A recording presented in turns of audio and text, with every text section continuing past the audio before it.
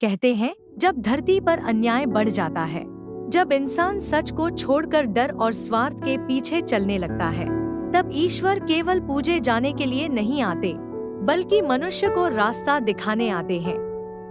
कृष्ण का जन्म भी ऐसे ही समय में हुआ था। कारागार की अंधेरी कोठरी में, पहरेदारों और हथकड़ियों के बीच।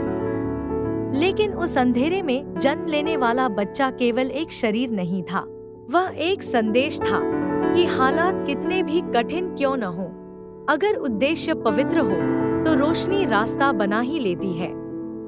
यह कहानी हमें सिखाती है कि हमारी शुरुआत चाहे जैसी भी हो, हमारा अंत हमारे कर्म तय करते हैं। बचपन में कृष्ण को लोग एक शरारती बालक के रूप में देखते थे। माखन चुराना, ग्वालों के साथ खेलना, हंसना और नाचना, सबको लगता था कि यह कैसा भगवान है जो नियमों में नहीं बंधता।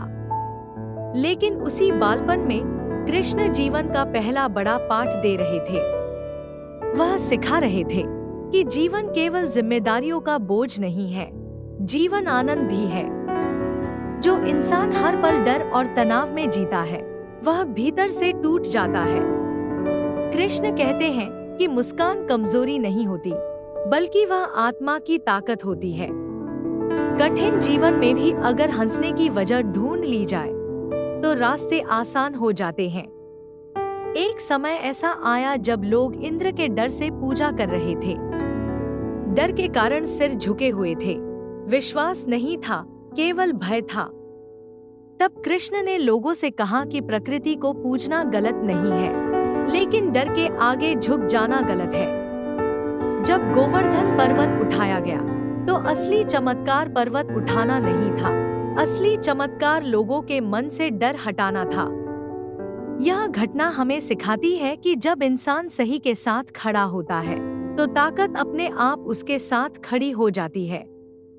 डर से किया गया कोई भी काम इंसान को छोटा बनाता है, और विश्वास से किया गया छोटा सा कदम भी जीवन बदल सकता है। समय बदला, कृष्ण बड़े हुए और जीवन ने उन्हें युद्ध के मैदान तक पहुंचा दिया। महाभारत का युद्ध केवल अस्त्र शस्त्रों की लड़ाई नहीं थी, वह मन और धर्म की लड़ाई थी। अर्जुन जैसे महान योद्धा के हाथ कांप रहे थे। अपने ही लोगों के सामने हथियार उठाना उसे पाप लग रहा था। उस पल में कृष्ण ने उसे भागने को नहीं कहा, संसार छोड़ने को नहीं कहा।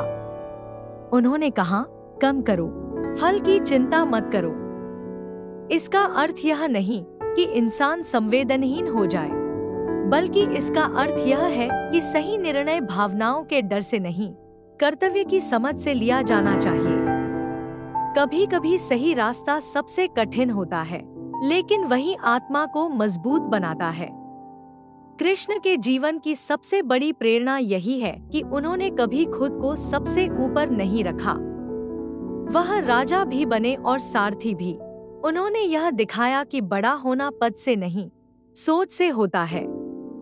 जो इंसान अपने अहंकार को छोड़कर दूसरों के लिए खड़ा होता है, वही वास्तव में महान होता है।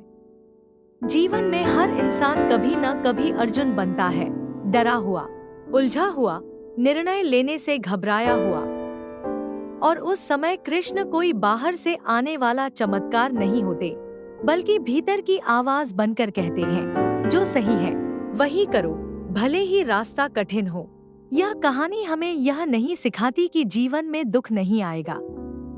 कृष्ण का जीवन खुद संघर्षों से भरा था, लेकिन वह सिखाते हैं कि दुख आने पर टूटना नहीं है, बल्कि समझ के साथ खड़े रहना है। अगर आज आप भी जीवन में किसी मोड़ पर खड़े हैं, जहां समझ नहीं आ रहा कि क्या सही है और क्या गलत, तो याद रखिए, कृष्ण आज भी सारथी बन सकते हैं। शर्त सिर्फ इतनी है कि आपको अर्जुन की तरह सवाल पूछने और सच सुनने की हिम्मत रखनी होगी।